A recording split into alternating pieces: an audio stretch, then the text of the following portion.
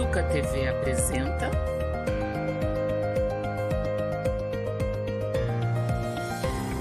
Educação em Debate. Olá, eu sou Maria Fernanda Luiz Paulo, sou vice-diretora educacional no SEI Tancredo Neves e no SEI Guilherme de Almeida e fui convidada pela Educa TV para mediar o Educação em Debate de hoje. Hoje conversaremos sobre o tema o acesso e a permanência do jovem negro e indígena, egresso da escola pública à universidade, desafios e possibilidades. Temos com a gente aqui para essa conversa e esse bate-papo o Guilherme Lucó, que é formado em História e atualmente mestrando em História Social da África pelo Unicamp. No mestrado, pesquisa Relações de Poder em Reinos da África Central no século XVII. Atua como pesquisador e educador em atividades de História e Cultura Afro-Brasileira e Africana para crianças e adolescentes, através de perspectivas de educação antirracista.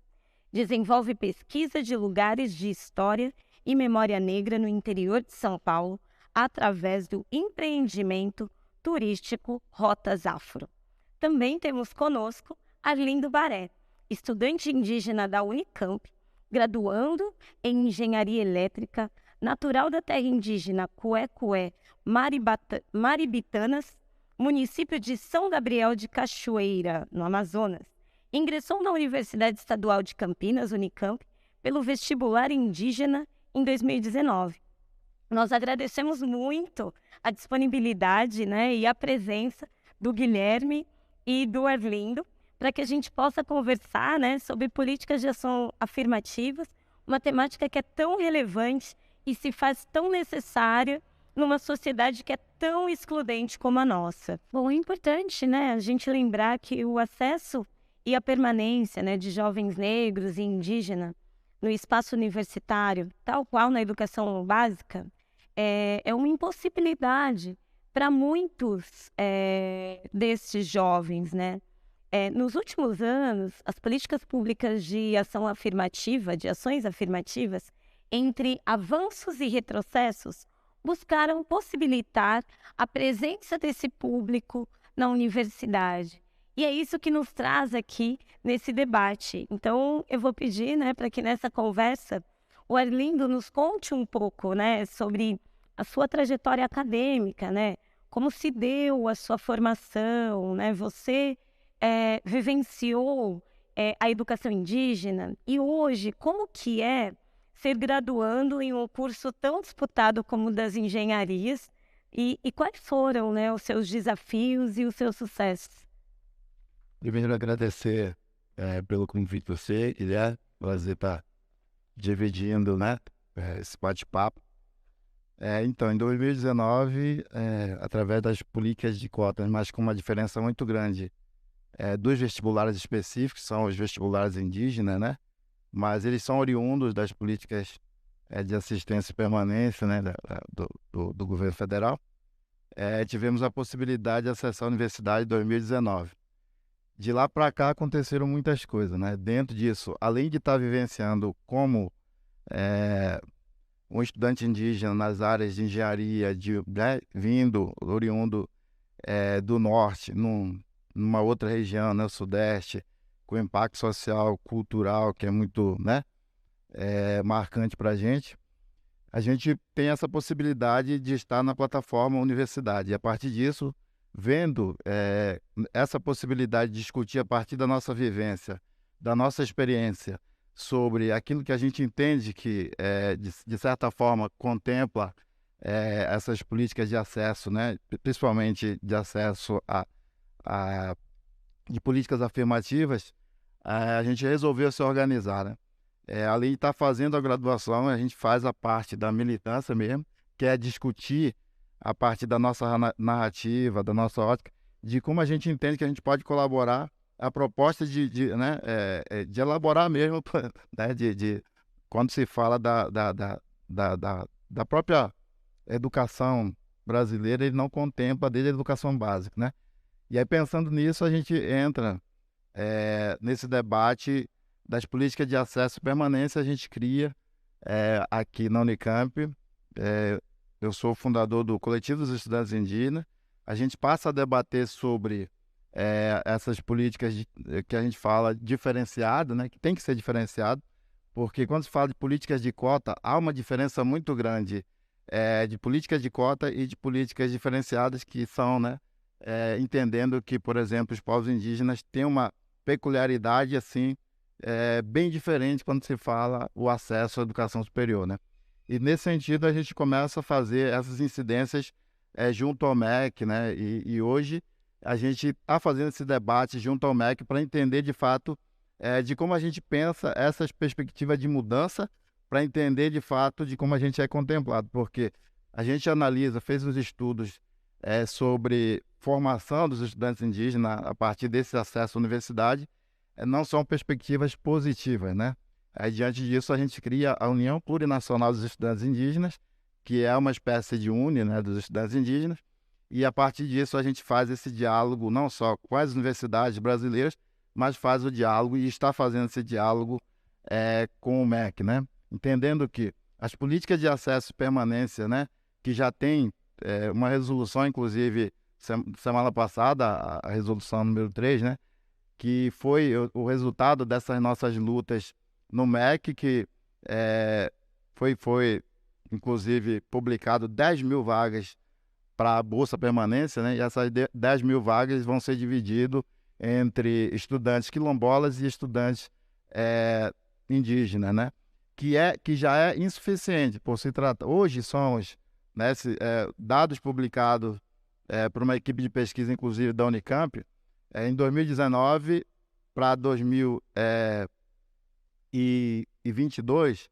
a gente teve um aumento de 122%, né, dos estudantes indígenas acessando a universidade. Então, esse mesmo grupo de pesquisa publicou em 2020, já éramos...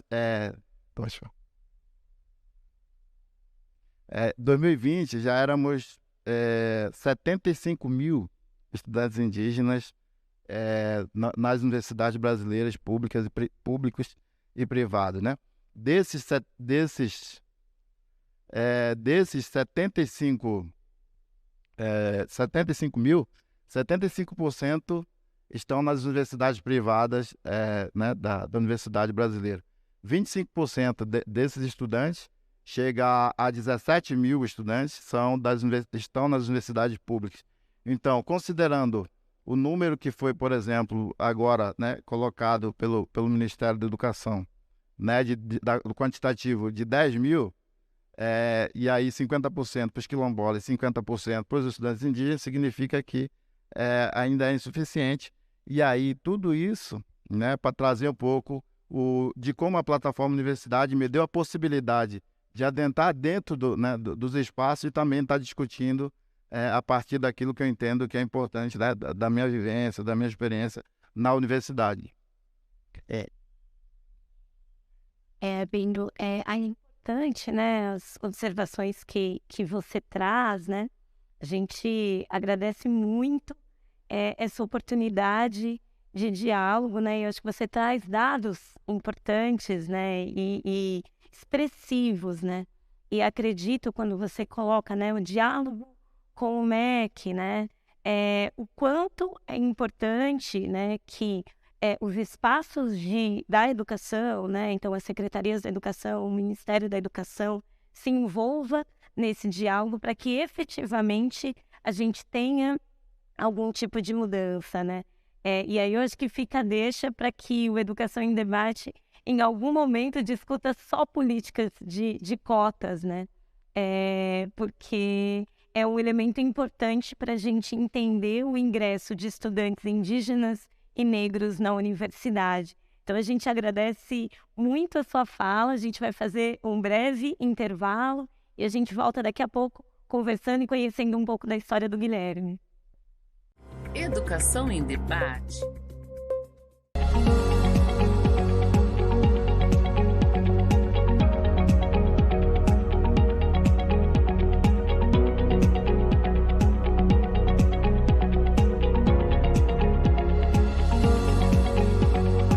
Vamos conversar? Aqui suas ideias são bem-vindas. Assista à programação diária da Educa TV Campinas. Um mundo de conhecimento para você. Educação em debate. Bom, estamos de volta.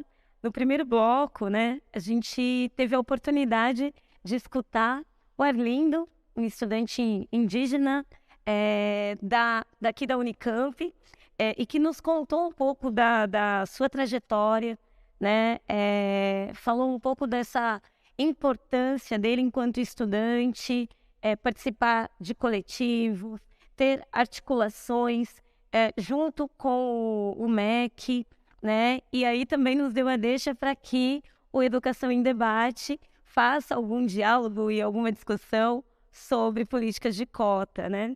E agora, neste momento, a gente vai convidar o Guilherme, né, para nos contar um pouco da sua trajetória, né? Você que é estudante egresso da escola pública e que hoje é mestrando, né, em uma das universidades renomadas do nosso país, né? Então, nós gostaríamos de escutar você, né? Nos diga um pouco como foi essa trajetória até chegar aqui, né?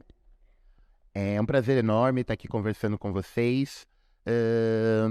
Eu acho que antes de falar um pouco da minha trajetória acadêmica dentro da universidade, é importante frisar que o ambiente escolar, né, a instituição escolar, costuma já, desde o início, ser um espaço de violência para pessoas negras, né? Desde criança, eu ouvia brincadeiras e piadas racistas, que, enfim, não são brincadeiras e piadas, mas que eram narradas dessa forma. Então, o ambiente escolar, ele sempre foi um ambiente de violência, um ambiente que, de alguma forma, já dificultava a permanência dentro daquele espaço, né? Era um lugar em que eu, enquanto uma criança ou adolescente negro, não conseguia me sentir bonito, eu não conseguia me sentir representado pelas narrativas dos livros didáticos, eu não conseguia sentir orgulho da minha ancestralidade lendo um livro de história e vendo que as únicas coisas relacionadas aos meus ancestrais eram coisas relacionadas com escravidão, com sofrimento, com lugares de subalternidade dentro das narrativas. Então, a minha trajetória ela já foi muito difícil desde o início por conta de todas essas violências do ambiente escolar, né? E, ao mesmo tempo, observando ao meu redor, observando questões familiares e mesmo de tudo que eu observava, né, da sociedade de modo geral, eu também percebia que a universidade, de alguma forma, não era o meu lugar, né? Ou melhor, a universidade não era feita para pessoas como eu, né? Não era feita para pessoas negras, não era feita para que nós estivéssemos ocupando aquele espaço. E aquilo, de alguma forma, sempre me incomodou, sempre me provocou, e sempre me fez também ter mais vontade de acessar, ter mais vontade de estar ali dentro de alguma forma, contribuindo. E vendo justamente todas essas questões que ocorriam em sala de aula, de olhar para o livro didático e ver que aquele material não era tão bacana, né? Pensando aí que eu fiz o ensino fundamental, o ensino médio, aí ao longo dos anos 2000 até início de 2010, que foi bem no início, né, das políticas de desdobramento da Lei 10.639, posteriormente 11.645, né, que instituiu a história africana e indígena em sala de aula. Então eu ainda peguei um material didático com uma narrativa extremamente eurocêntrica.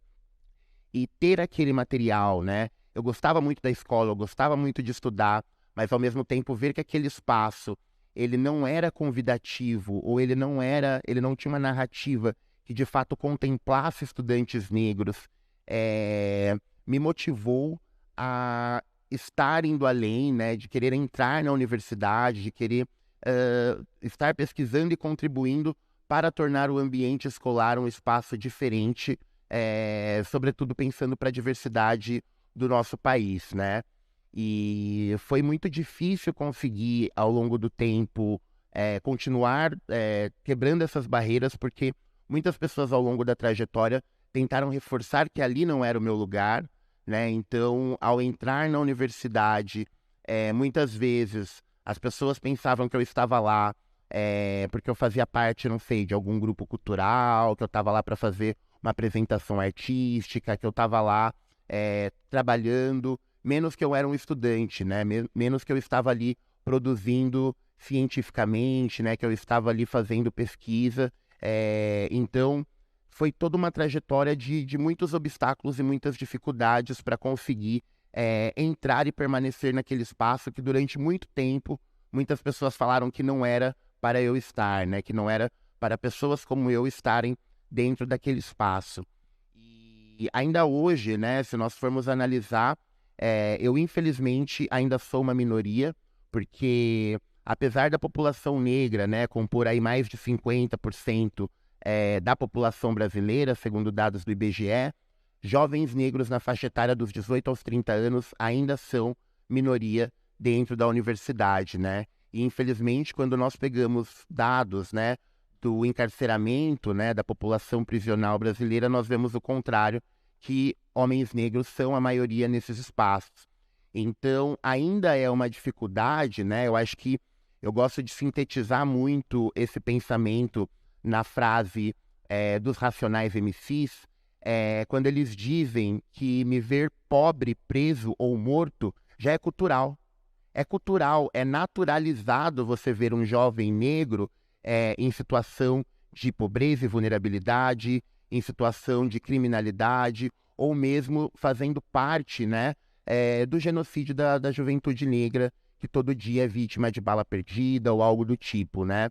Então, a minha trajetória, ela é uma trajetória que ela traz muitos sentidos e muitas lutas, porque ela tem uma questão individual das minhas barreiras e das minhas dificuldades, enquanto estudo, limitações, temáticas que eu tenho mais facilidade ou mais dificuldade, mas ela também traz essa bagagem de uma dificuldade de uma estrutura social que dificultou que pessoas como eu estivessem adentrando a Unicamp, né?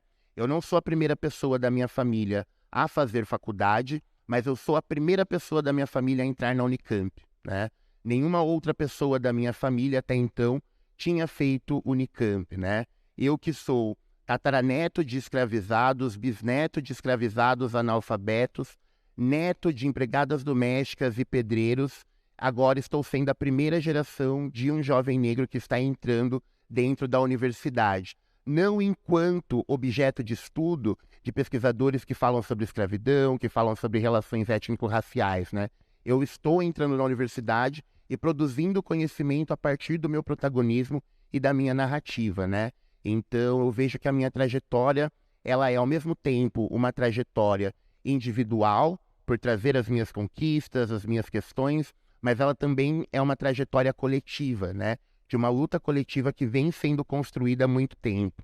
E gostaria de lembrar também, né, finalizando, que se hoje nós temos essas políticas públicas, né, se hoje nós temos cotas étnico-raciais por conta nós temos cotas étnico-raciais, né, dentro da universidade, não é por conta de político X ou por conta de político Y, é por conta de uma luta histórica do movimento negro, é por conta de uma luta histórica que começa com essas gerações, né, dos nossos tataravós e bisavós e avós, essas gerações de Abdias do Nascimento, de Lélia Gonzalez, essas gerações que há muito tempo vêm pautando, né, essas lutas, e que nós estamos agora, né, nesse momento de justamente seguir esse legado de luta histórica do movimento negro dentro das universidades. Quero agradecer, né, a fala do Guilherme, até porque é muito importante, né, quando o Guilherme ele faz esses apontamentos e pontuando a importância do movimento negro brasileiro em muitas das conquistas que nós temos no que diz respeito às políticas de ação afirmativa, né? E aí não tem como a gente não estabelecer esse diálogo e não agradecer a nossa ancestralidade, né? Porque se hoje é possível, né, a gente ter um Guilherme enquanto mestrando de História Social, uma Maria Fernanda numa Unicamp, né? Uma Maria Fernanda que concluiu um doutorado numa UFSCar. É porque a gente tem uma luta de muitas pessoas que nos antecederam. Então, quando nós adentramos a universidade, nós não adentramos sozinhos, né? Sozinhas e sozinhos, né? E aí tem um aspecto importante, né, que eu fui anotando enquanto você estava falando, né, que é importante a gente enfatizar que mesmo em minoria, nós fazemos ciência, né, dentro da universidade, né? E acho que o Guilherme traz uma deixa importante para este programa, que é a gente dialogar futuramente sobre os livros didáticos, os livros de literatura infantil, qual é a representatividade, né? A escola que o Guilherme estudou, que eu estudei, as imagens, elas mudaram, né? Como que isso está? Acho que é uma deixa para a gente dialogar aqui no Educação em Debate também. A gente vai para o intervalo e voltamos logo logo. Educação em Debate.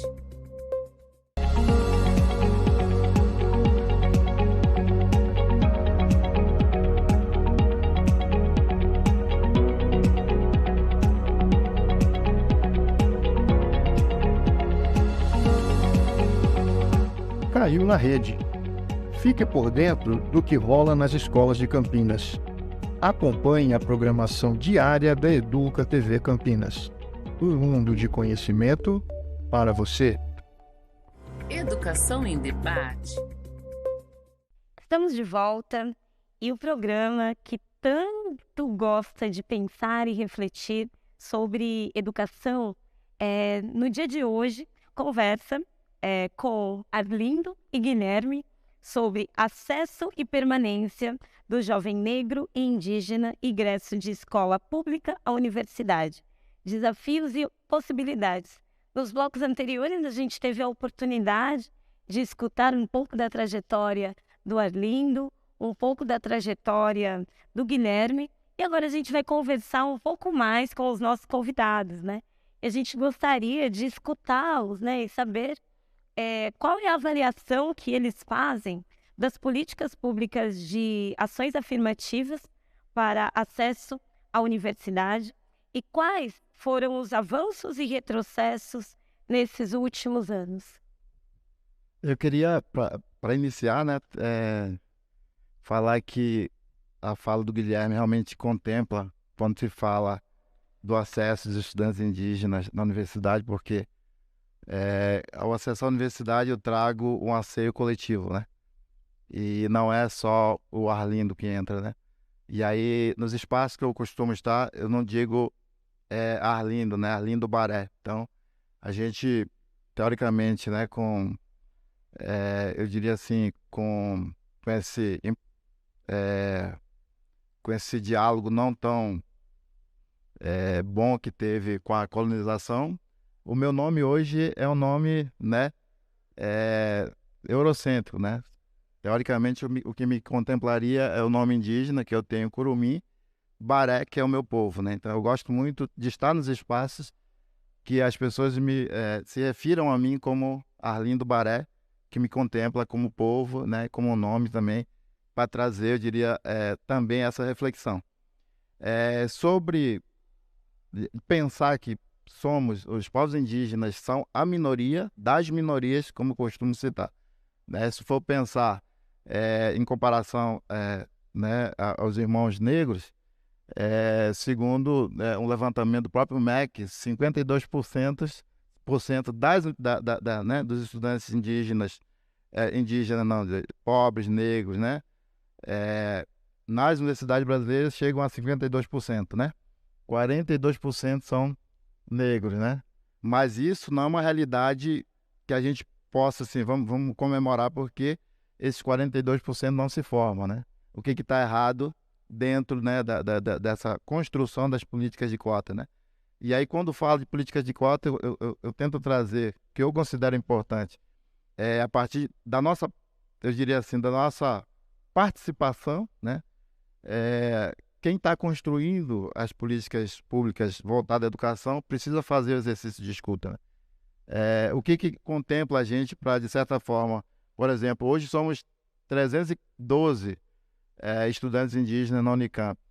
Quem garante para a gente que esses 312 vão se formar? Porque, segundo índices ali, realmente não são tão favoráveis. Isso significa que a gente precisa pensar de como construir as políticas de acesso e permanência dentro da universidade, que é um tema de debate nosso hoje como entidade, né, estudantil.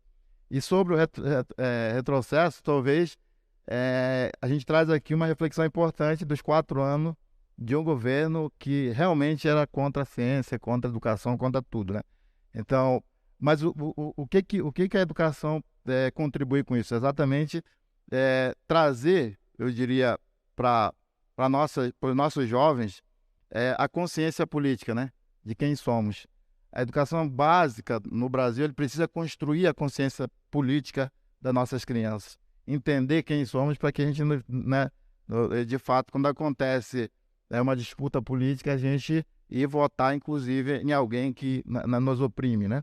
Então, é interessante debater na educação básica realmente essa consciência política, a história, né, da nossa ancestralidade. Eu estava até comentando, vindo para cá, sobre a importância da gente evidenciar nossas lideranças e as suas conquistas, né? Porque, de fato, na educação básica não tem nenhuma referência, não tem nada, inclusive não tem pesquisas, né? E volto à fala do Guilherme sobre pesquisas, né? Hoje, eu sou um pesquisador, né? Faço pesquisa sobre implantação de energia sustentável em terras indígenas. Estou iniciando uma pós-graduação em tecnologias exponenciais. Mas qual é a grande diferença nisso? Somos 0,02% de pesquisadores que são hoje, né? Eu diria, deixamos de ser objeto de estudo, né? Passamos a ser pesquisadores. E isso eu diria, um grande avanço, né? Para tudo aquilo que vem acontecendo historicamente. E, para finalizar, digo que somos adolescentes na educação superior brasileira, porque há 17 anos atrás se forma o primeiro indígena na educação superior, né? E só temos 4 doutores indígenas no Brasil. Ou seja, os brasileiros, de fato, os brasileiros que chegaram aqui, que já estavam aqui, são adolescentes no ambiente acadêmico, no ambiente científico. Então, a gente precisa trazer uma reflexão sobre o que é a educação realmente brasileira, né? Então, se a gente não pensa numa educação ancestral, qual a educação que a gente está querendo, né? É uma educação que sempre oprime, uma educação que sempre marginaliza, silencia. Então, acho que trazer essa reflexão importante aí sobre de como a gente precisa pensar a educação básica no contexto, né, nos ambientes da educação básica brasileira. É isso. O Arlindo Baré traz para a gente apontamentos bem interessantes, bem relevantes, né? E que sempre muito embasado com dados, né? Que a gente possa fazer esse movimento de olhar para esses dados e ver muitas vezes as intersecções entre o movimento indígena e o movimento negro, né? E achei muito interessante que em vários momentos da fala dele, ele colocou o irmão Guilherme, né? São coisas para a gente pensar e entender o quanto a gente precisa avançar e seguir de mãos dadas e juntos, né? E juntas. Então, eu vou pedir agora para o Guilherme também tecer as considerações dele. Agradeço muito as contribuições do Arlindo, foi muito importante te ouvir, estar aqui dialogando com você, ótimas reflexões. Eu vejo as políticas de cotas como extremamente vitoriosas se nós analisarmos, né, o que era a universidade há 5, 10, 15, 20 anos atrás.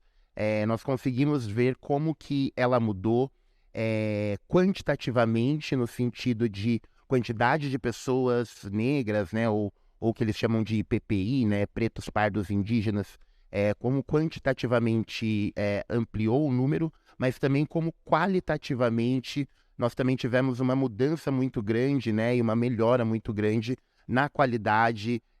Havia um argumento, né, extremamente racista e elitista de que você inserir mais pessoas pretas e indígenas na universidade iria ter uma queda na qualidade de pesquisa, ia ter uma queda da qualidade das universidades, e o que nós vemos é o contrário, né? Como que as universidades estão melhores com essa pluralidade, com essa diversidade de pessoas, né, produzindo coisas tão potentes, né? Então, eu vejo as políticas de cotas como extremamente vitoriosas, né? Uma conquista muito, muito grande e muito importante e significativa.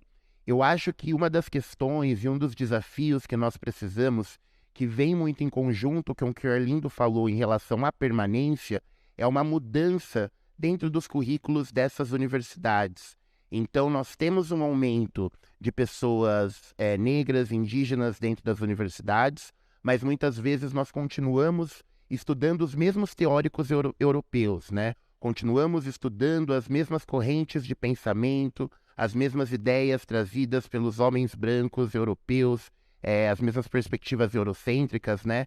Então, acho que nós precisamos estar trazendo uma intelectualidade africana, indígena, afro-brasileira para dentro das universidades, né? Para além das pessoas, eu acho que isso também precisa estar nos currículos, precisa estar nos cursos, né? Essa é uma grande dificuldade.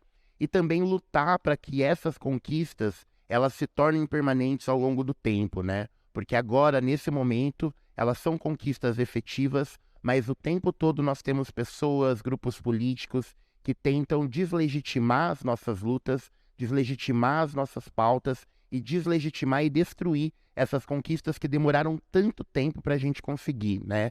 Então, acho que é o momento de estarmos celebrando, de estarmos comemorando, mas de também estarmos atentos e continuarmos lutando para que não venha um retrocesso contra tudo isso que conquistamos até agora. Acho que o Guilherme traz aspectos importantes, né? O programa de hoje nos trouxe aspectos muito importantes, muito relevantes, né? Durante todas as falas, né? Do pessoal que está aqui no dia de hoje, muitas foram as memórias, né? Que foi me vindo, né? Então, quero dizer, né? O quanto, quando o Guilherme coloca, né? A importância dessas políticas serem permanentes, né? O Baré também coloca para a gente, né? O Arlindo Baré também coloca para a gente a importância do diálogo com o MEC, né? E aí evidencia o quanto nós ainda temos que lutar e alcançar, né? Não dá para essas conquistas serem retiradas numa canetada, porque é muita coisa que o nosso povo enfrentou. Quero agradecer, né, em nome da Educa TV, a presença dos estudantes Arlindo Baré e Guilherme. Foi um momento de muito aprendizado, de muitas reflexões, de muitas provocações. Quero cumprimentá-los, né? Pelo dia de hoje, por esse bate-papo que foi tão prazeroso, pelas trajetórias tão inspiradoras, né? E agradecer esse momento de troca, né? Com certeza ainda há muito o que conversar, mas a gente precisa encerrar o programa, né? Antes de encerrar, a gente quer agradecer a Casa de Vidro, que nos cedeu esse espaço para a gravação do programa de hoje. E lembrar que você que quer rever essa conversa e todas as outras que aconteceram no Educação em Debate, podem acompanhar pelo nosso canal de stream, o EducaFlix, né? Então, saudamos a todas e todas e nos vemos em breve. Educa TV apresentou Educação em Debate. Prefeitura de Campinas, Secretaria de Educação, Produtora Rio Brasil Digital. Educa TV Campinas, um mundo de conhecimento para você.